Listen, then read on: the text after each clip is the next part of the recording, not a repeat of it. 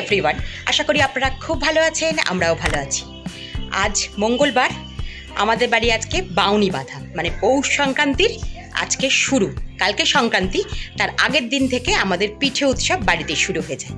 আজকে অনেক রান্না বান্না থাকে, পিঠে আজকে হয় না, অনেক কিছু হয়। পিঠে ছাড়াও অন্য জিনিসও হয়, যেগুলো দিয়ে আমাদের বাউনি বাঁধতে হয়। তাই বাজারে যাব, দু একটা জিনিস কেনার আছে। চলুন এখন বেরিয়ে পড়া যাক। এখন আর সকাল নেই, বেশ অনেকটা বেলা হয়ে গেছে। চলুন, আজকে মেঘের কলেজ, রোদ্দুরের স্কুল, কর্তার অফিস তো থাকবেই। সব কিছু মিলিয়ে মিশে আজ এক ব্যস্ততম দিন।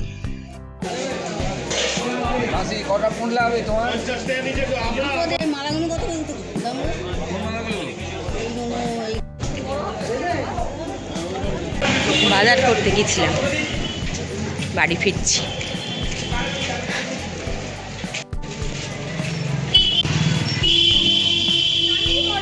আমাদের বাড়ির পাশেই একটা শীতকালে অস্থায়ী দোকান মতন হয়, যেখানে মোজা, টুপি, শীতকালীন জিনিসপত্র পাওয়া যায়। এখনকার দিনে বাজার থেকে খড় কিনে আনতে হয়, কারণ না আছে বাড়িতে গরু, না আছে আমাদের এখানে চাষবাস। তাই খড় কিনতে বাজারে গেছিলাম, আর একটু ফুলও কিনে নিয়ে এলাম। বাজার যাওয়ার আগে রান্না বান্না বেশ কিছুটা সেরে ফেলেছি, কেননা সবাই বেরোবে বললাম। কিন্তু শাক চচ্চড়ি হয়নি, আর একটা জিনিস হয়নি, চাটনি হয়নি। এই দুটো জিনিস করতেই হবে আজকে। চলুন বাদবাকি কাজকর্মগুলো সেরে ফেলি। আর কি কি ভেজিয়ে রেখেছি কালকে রাত্রি থেকে, সেটাও আপনাদের দেখাই। চলুন, কালকে রাত্রে কিন্তু অনেক জিনিস ভেজিয়ে রাখতে হয়েছে আজকে বাউনি বাঁধার জন্য। প্রথমেই দেখাই, মুগের ডাল ভিজিয়ে রেখেছি। মুগের ডাল, এই যে মুগের ডালটা সারা রাত্রি ভিজে গেছে, ফুলে ফেপে গেছে। আর এখানে গোবিন্দভোগ চাল, এই দুটো হচ্ছে পাটি সাপটার জন্য। আর এখানে কিছুটা বিউলির ডালও ভিজিয়ে রেখেছিলাম, সেটাও কিন্তু বেশ ফুলে গেছে। আর এখানে গোবিন্দভোগ চালের সাথে সেদ্ধ চাল ভিজিয়ে রেখেছি সরু চাকলির জন্য।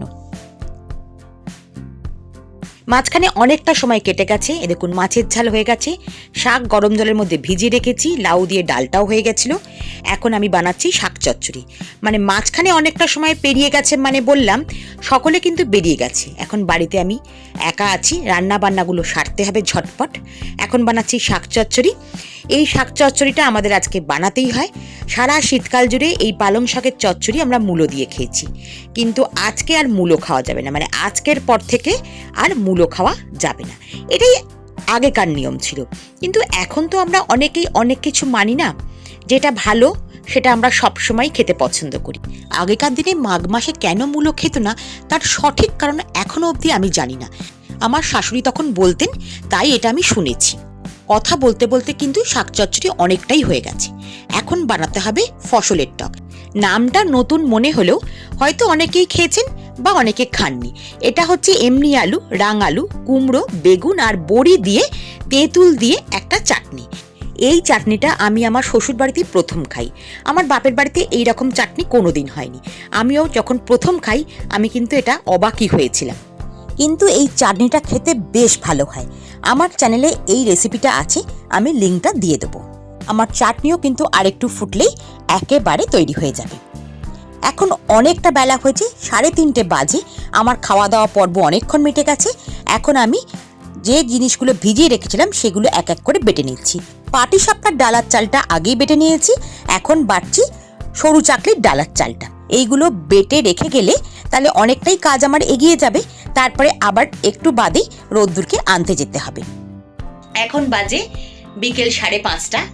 রোদ্দুরকে স্কুল থেকে নিয়ে চলে এসেছি, ওকে খেতেও দিয়ে দিয়েছি, একদম নিজেও ফ্রেশ হয়ে নিয়েছি। কারণ পিঠে পার্বণের পিঠে করতে হবে, মানে যুদ্ধ শুরু করতে হবে। সকাল থেকে অনেকবারই বলছি খুব ব্যস্ত আজকে। সেই ব্যস্ততার এখন শুরু সবই। সকাল থেকে অনেক কিছু জোগাড় করেছি। আজকে অবশ্য পিঠে আমাদের হয় না, অন্য রকম জিনিস হয়, সেগুলো সবই আপনাদের সামনে তুলে ধরবো। আশা করি আপনাদের ভালো লাগবে। আগে এক কাপ চা খেতে হবে, তারপরে রান্না শুরু করবো। চলুন চাটা খেয়ে নেওয়া যাক। প্রথমেই করব লাউয়ের বড়া বা লাউয়ের পিঠে। লাউটা প্রথমে সেদ্ধ করে নিয়েছি, এর মধ্যে নুন, গুড়, গুঁড়ি, নারকেল সব দিয়ে একটা মেখে নেব। এরপর একটা চাটুতে সর্ষের তেল গরম করে বড়ার আকারে চ্যাপটা চ্যাপটা করে এপিট ওপিট করে লাল লাল করে ভেজে নিলেই লাউয়ের বড়া তৈরি হয়ে যাবে। আপনারা শর্টসে হয়তো অনেকেই দেখেছেন, আমি কিন্তু এটা শর্টসে পুরো ভালো করে দেখিয়ে দিয়েছি। এতক্ষণে হয়তো অনেকেই দেখে ফেলেছেন এটা। আমাদের লাউয়ের বড়া কিন্তু করতেই হয় আজকে। লাউয়ের বড়া আর পাটিসাপটা আর সরু চাকলি, এই 3টে জিনিস প্রথম দিনে আমাদের হয়। ঠিক বড়াগুলো এইরকম দেখতে হবে, দুর্দান্ত খেতে হয়। আপনারা যারা কোনোদিন খাননি এরকম বড়া একবার বানিয়ে খান, খুব ভালো লাগবে। এরপরে বানাচ্ছি পাটিসাপটা। মুগের ডাল আর গোবিন্দভোগ চালকে বেটে রেখেছি, তার মধ্যে ময়দা, অল্প একটু চিনি আর ঘন দুধ দিয়ে ব্যাটারটা তৈরি করেছি। ঠিক কেকের ব্যাটারের মতন হবে, একটু পাতলাই হবে বলতে গেলে। আর এটা কিন্তু হাত দিয়েই মাখতে হবে। বারবারই আমি বলি, হাতে আছে আমাদের ভালোবাসার ছোঁয়া। এটাও আমি শর্টসে দিয়ে দিয়েছি, আপনারা কেউ চাইলে দেখে নিতে পারেন। আর আমি সবসময় বাড়িতে ক্ষীর তৈরি করে পাটিসাপটা বানাতে পছন্দ করি। নারকেল দিয়ে আমাদের বাড়ির পাটিসাপটা কেউ খায় না, আমাদের বাড়ির ক্ষীর দিয়ে পিঠে খেতেই সকলে একটু বেশি ভালোবাসে। এগুলো কিন্তু আমি আমার শ্বশুর বাড়িতে এসেই শিখেছি। আমার বাপের বাড়িতে ময়দার পাটিসাপটা হতো, এরকম ডালের নয়।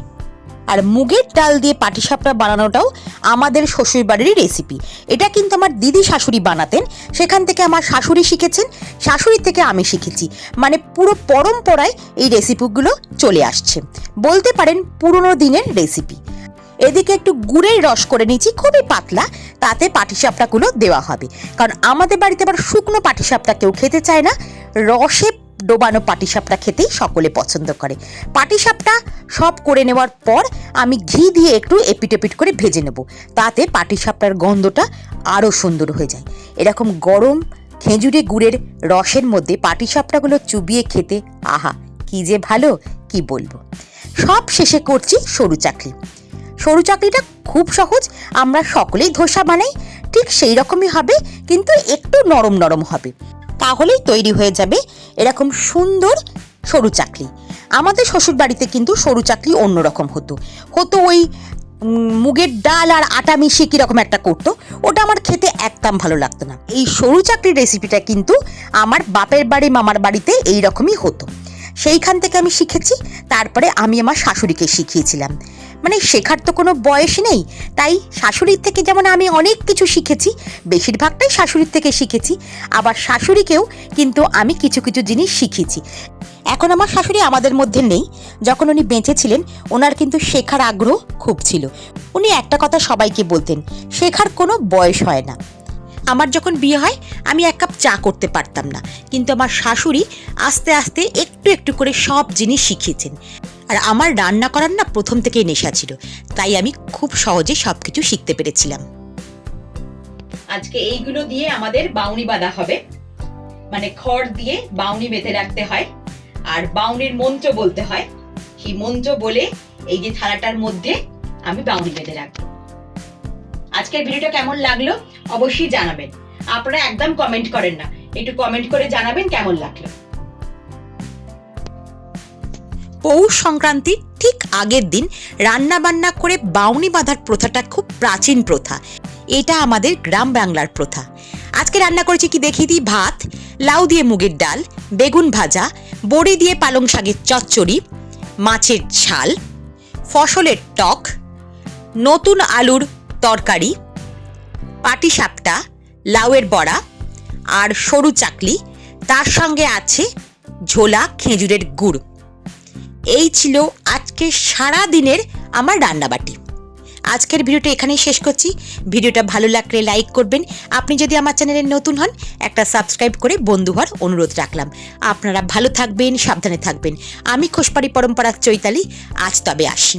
আমাদের বাড়ির পরম্পরার নিয়ম কানুন সবই আপনাদের সামনে আমি তুলে ধরি।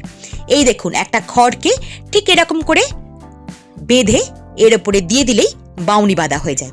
কেউ কেউ জিজ্ঞাসা করেছিলেন বাউনি কি? এটাই হচ্ছে বাউনি বাঁধা, মানে ঘরে লক্ষ্মীকে ধরে রাখা। পৌষ মাসে গ্রাম বাংলায় নতুন ধান ওঠে, সেই নতুন ফসলের আনন্দেই এই লোকাচার। আমার সংসার যেন সুখ সমৃদ্ধিতে ভরে থাকে, স্বামী সন্তান নিয়ে আমি যেন সুখে সংসার করতে পারি, এটাই ঠাকুরের কাছে প্রার্থনা করি।